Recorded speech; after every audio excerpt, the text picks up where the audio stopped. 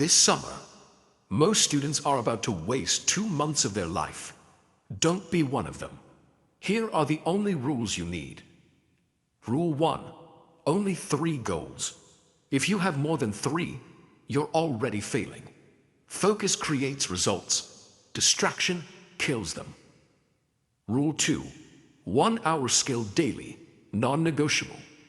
Pick one skill. Coding, communication, editing, anything useful. 1 hour, every single day. No excuses. Rule 3. 25-minute deep focus rule. No phone, no distractions. 25 minutes of pure work. 5-minute break. Repeat. This alone will put you ahead of most students. Rule 4. Move daily. No energy, no focus. Exercise. Run.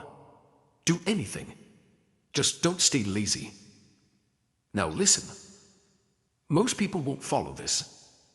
They'll scroll, waste time, and then regret it later. But if you follow just these 4 rules, in the next 60 days, you won't be the same person. When school starts again, you'll either feel proud or wish you had started. Your choice.